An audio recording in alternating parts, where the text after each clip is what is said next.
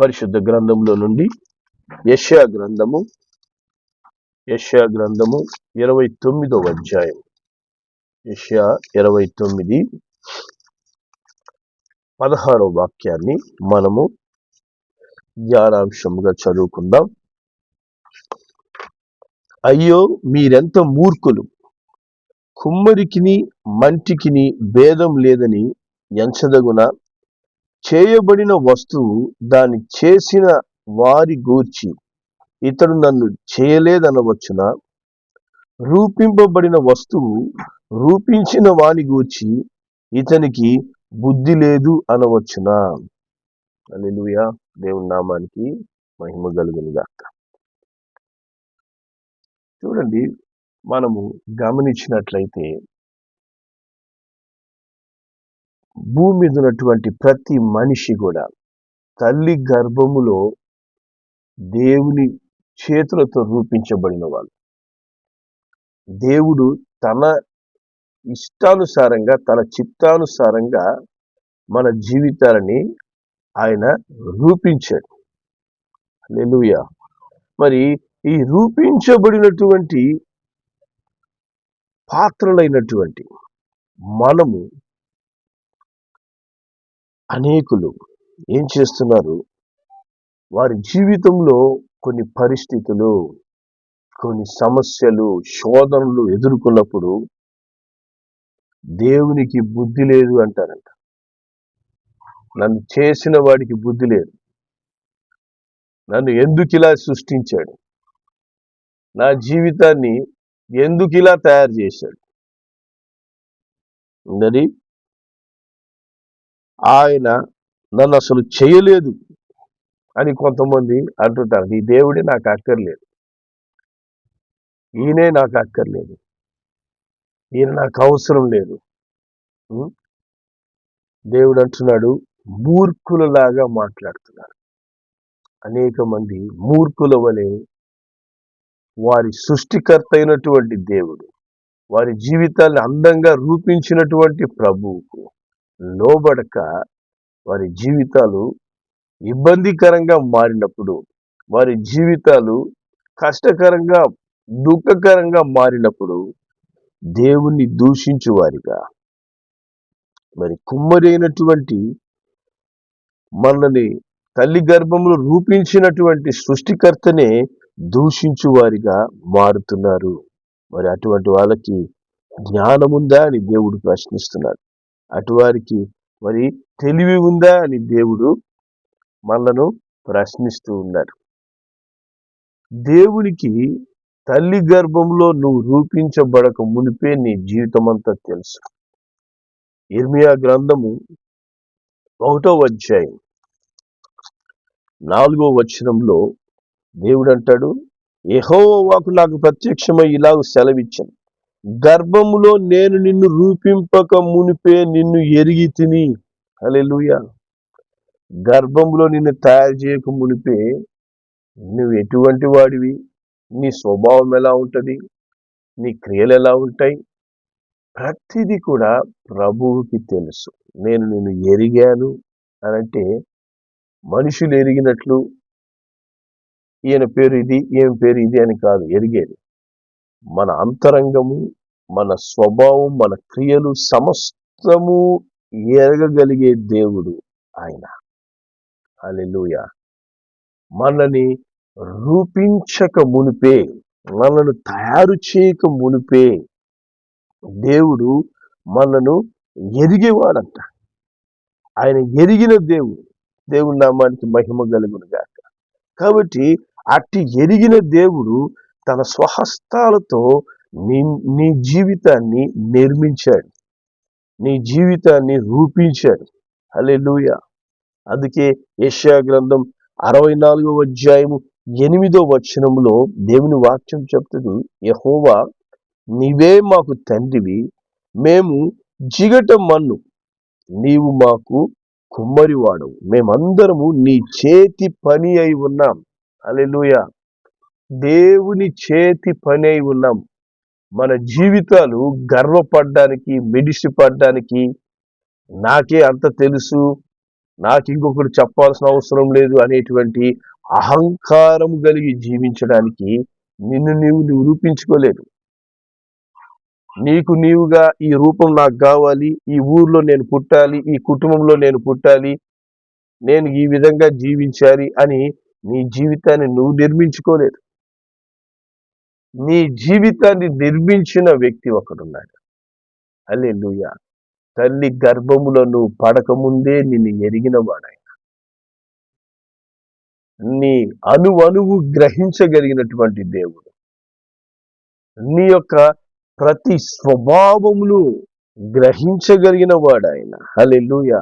అందుకే ఆయన ముందంట మన జీవితాలు తెరిచిన పుస్తకాల్లాగా ఉంటాయంట. తెరవబడిన పుస్తకం వలె ఉంటుంది. హల్లెలూయా. ఎందుకంటే దేవునికి మనము సృష్టించబడక మునిపే మనం ఎవరమో తెలుసు. అందుకే ఏనంటున్నారు, మరి నీవే మాకు తండ్రివయ్యా దేవా, నువ్వు మాకు పరలోక తండ్రివి, మేము జిగట మన్నై ఉన్నాం. పనికి మాలినటువంటి మట్టి.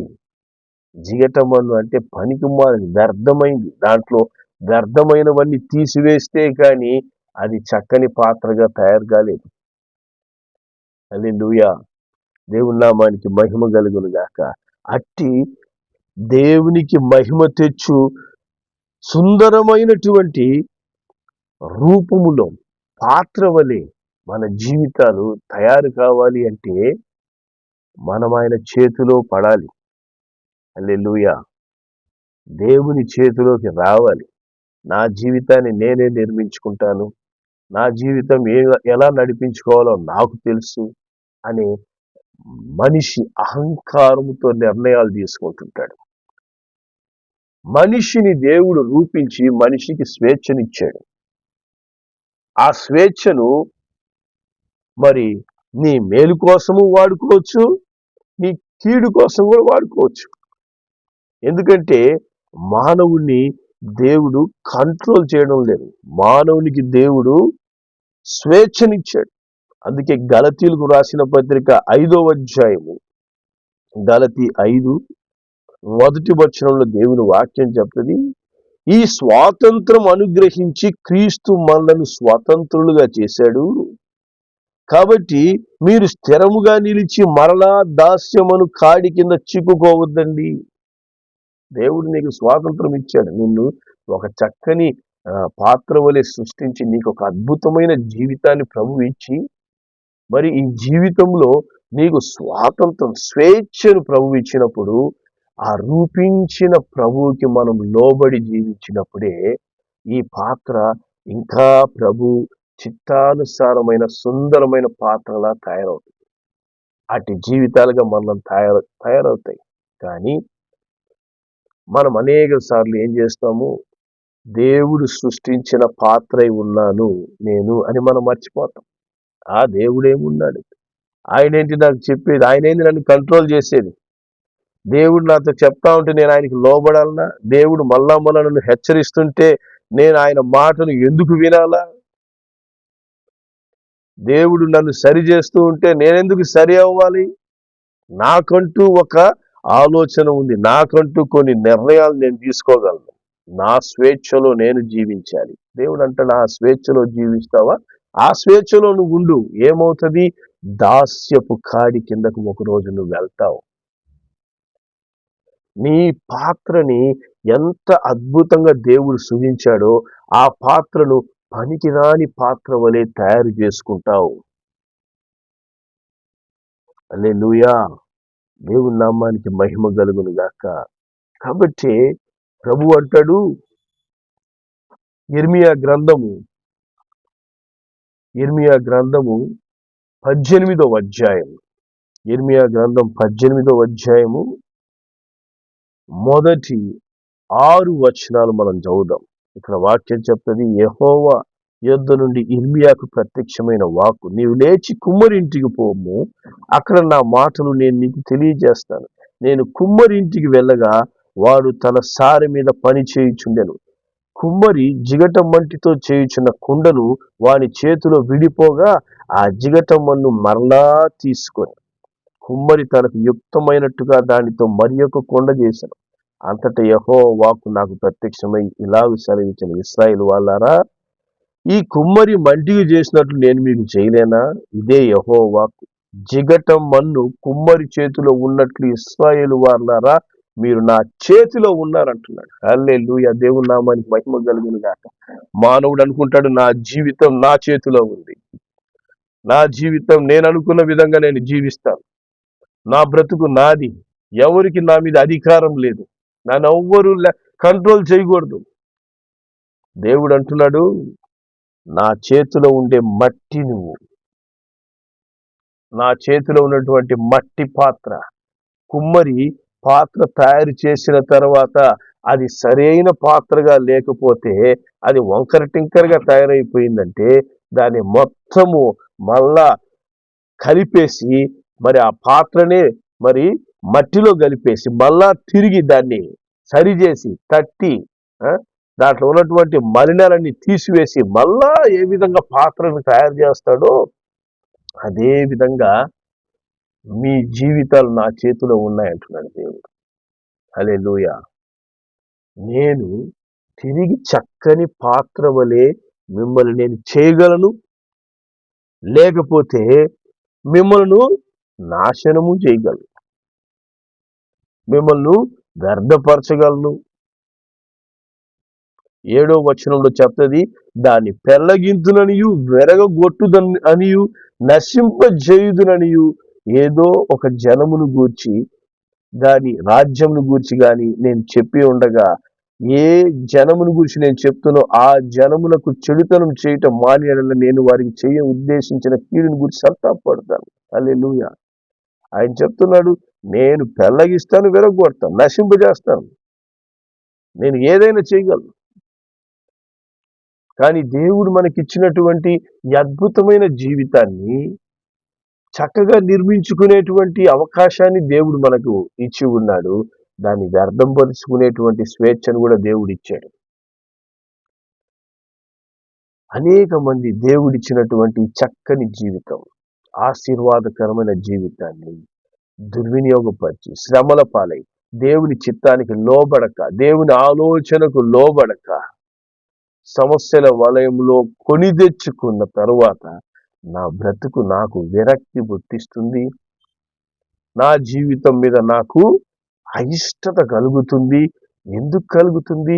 దేవుని చేతిలో ఉండాల్సిన పాత్ర మరి లోక క్రియల చేతుల్లోకి తీసుకువెళ్ళాం.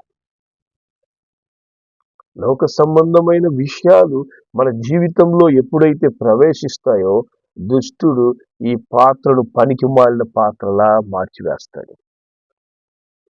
అందుకే తిమోతికి రాసిన 2వ పత్రికలోకి మనం వెళ్తే, తిమోతికి రాసిన 2వ పత్రిక 2వ అధ్యాయం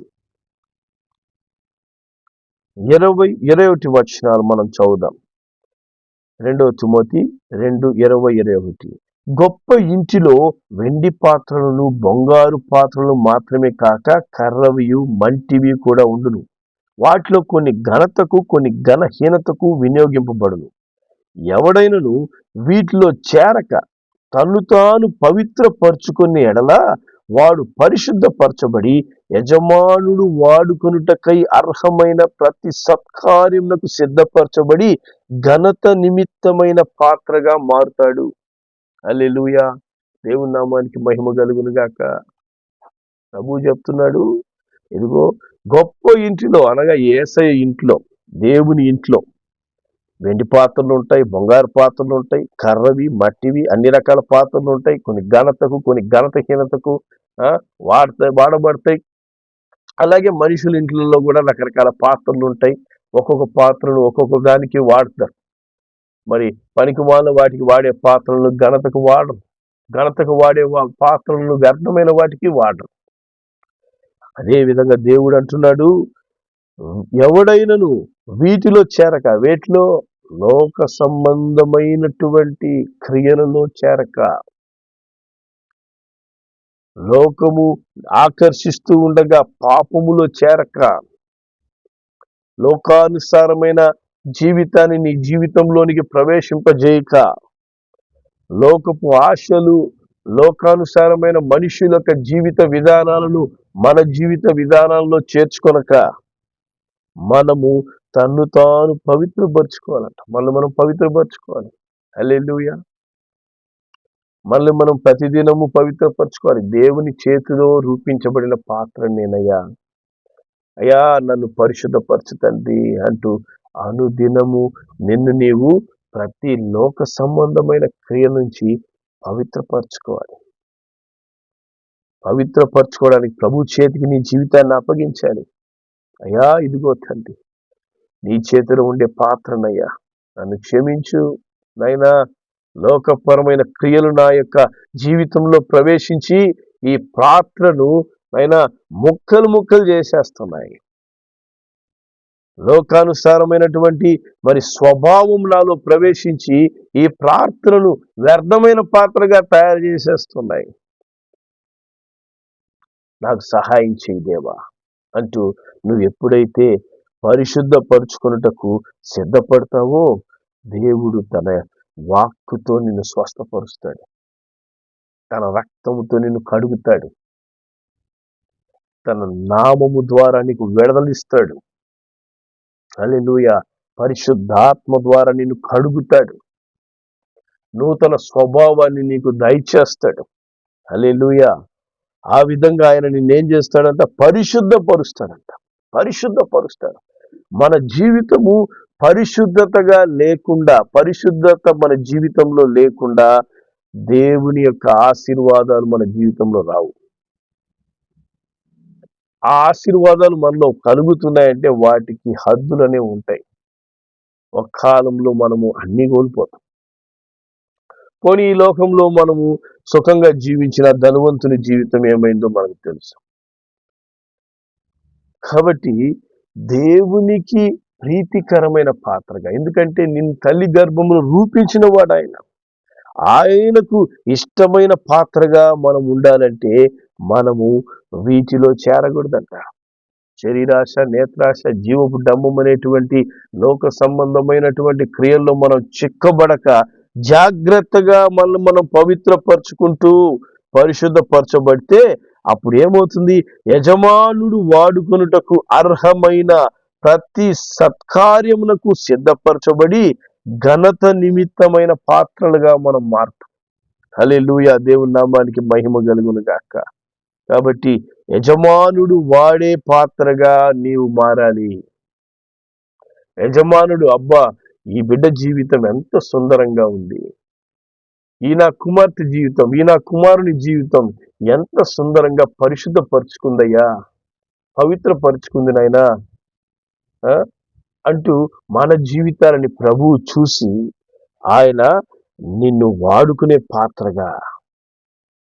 మనం కూడా చూడండి, మన ఇంట్లో మురికి పట్టిన పాత్రలు మనం తీసుకొని దేనికైనా వాడుకుంటామా? మురిగి బట్టి వంకర టింకరగా అయిపోయినటువంటి పాత్రలు తీసి పడేయండి అంటాం. ఏందట్టుంది ఆ పాత్ర అని. మరి మనకే పాత్ర సరిగా లేక మురిగి బట్టి మరి వాడుకోలేనటువంటి వ్యర్థంగా ఉంటే పాత్రను వాడకుండా పడేస్తామే.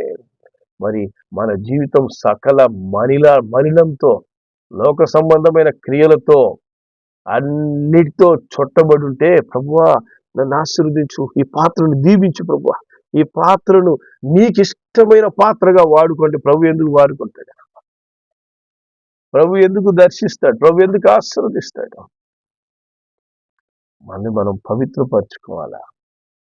అయ్యా తల్లి గర్భంలో నువ్వు రూపించినప్పుడు ఎంత చక్కని పాత్రగా ఉన్నానో నాయనా, అట్టి పాత్రలాగా నన్ను తయారు చేయి ప్రభువా అంటూ మన జీవితాలను తిరిగి ప్రభు చేతిలోకి అప్పగించాలి. అందుకే ఆయన అంటాడు, నా చేతిలో మీరున్నారు, నా చేతిలో ఉన్నారు. హల్లెలూయా. దేవుని చెయ్యి చాలా పెద్దది. మన చేతిలో ఒక పాత్ర పట్టుకోగలము అనుకో, ఒక పాత్ర పట్టుకోగలమేమో. ప్రపంచాన్ని తన చేతిలో పట్టుకోగలడు ఆయన ఒక్కసారి. ఆయన ఒక్కసారి తిప్పితే మన జీవితాలన్నీ సరైపోతాయి. హల్లెలూయా. దేవుని చేతిలోనికి మన జీవితం పెట్టడానికి మనకి ఇష్టం ఉండదు. ప్రభువా నా జీవితాన్ని సరిచేయి అంటూ ప్రభు చేతిలోనికి అప్పగించాలి. హృదయపూర్వకంగా, ఇష్టంగా, అయ్యా, నన్ను రూపించిన నీవు నా జీవితాన్ని సరిచేయగలవు, నా జీవితాన్ని బాగు చేయగలవు నాయనా. నాకు సహాయం చేయి ప్రభువా.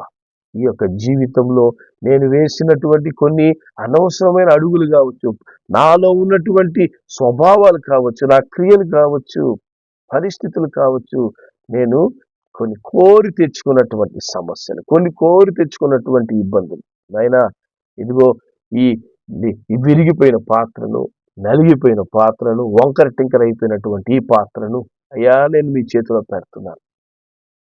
నీ చేతిలో ఉన్నటువంటి పాత్రను తిరిగి నైనా చక్కగా ఎలా నిర్మించి నైనా నీకు ఉపయోగపడే పాత్రగా మార్చుకుంటావో ఆ విధంగా ఈ పాత్రను వాడుకో ప్రభువా, ఈ పాత్రను ఆశీర్వదించు ప్రభువా అంటూ మనము మన మన జీవితాన్ని ప్రభు చేతికి అప్పగించినప్పుడు ఘనమైన పాత్రగా, ప్రభు ఘనతకు వాడుకునే పాత్రగా, ప్రతి సత్కార్యములు చేసే పాత్రగా నీ జీవితాన్ని మారుస్తాడు. దానికోసం మనం ఏం చేయాలి? మనలో ఉన్న స్వభావాలను మార్చుకోవాలి. మనలో ఉన్నటువంటి ప్రాచీన జీవితాన్ని విడిచిపెట్టాలి. ఇవన్నీ మనం వదిలిపెడితే గాని మనం ప్రభువుకు ఉపయోగపడే పాత్రగా మారలేం. కాబట్టి ఈరోజే ప్రభు యొద్దకు వస్తాం. నన్ను రూపించిన దేవునికి నేను ఎంతకాలం లోబడలేదు, ఈ దినమే లోబడతాను ప్రభువా, ఈ దినమే నేను నా జీవితాన్ని నీకు అప్పగించుకుంటున్నాను ప్రభువా అంటూ ఈ పాత్రలను ప్రభు చేతికి అప్పగిద్దాం. ప్రభువు నమ్మదగిన వాడు. ఆయన చేతిలోనికి మనం నిజంగా వెళ్ళామంటే మన జీవితాన్ని తిరిగి అద్భుతంగా రూపిస్తాడు, అద్భుతంగా రూపిస్తాడు. ప్రార్థన చేద్దాం. ప్రేంగల మా తండ్రి, నీకు వందనాలు స్తోత్రములు చెల్లిస్తున్నామయ్యా. ఇదిగో తండ్రి, తల్లి గర్భంలో పడక ముందే మమ్మల్ని రూపించిన పరమ కుమ్మరి మీరు నాయన. మీరు చెప్తున్నారు అయ్యా, మీకు ఇచ్చినటువంటి స్వేచ్ఛను మీరు దుర్వినియోగపరుచుకుంటూ నాకు దూరమైపోయిన పాత్రలుగా మీరు మారిపోయారు. తిరిగి మీరు నా చేతిలోకి రండి, నేను సరైన పాత్రగా తిరిగి నీ జీవితాన్ని నిర్మించగలను. నా చేతిలోకి వచ్చినప్పుడే మీ జీవితాన్ని తిరిగి నిర్మించగలను. ప్రభువా, ఈ దినమున మీ చేతికి మా జీవితాలను అప్పగించడానికి, మా జీవితం అనే ఈ పాత్రను మీ చేతికి అప్పగించడానికి హృదయపూర్వకంగా సమర్పించేందుకు మనసు మాకు ఇవ్వండి నాయన.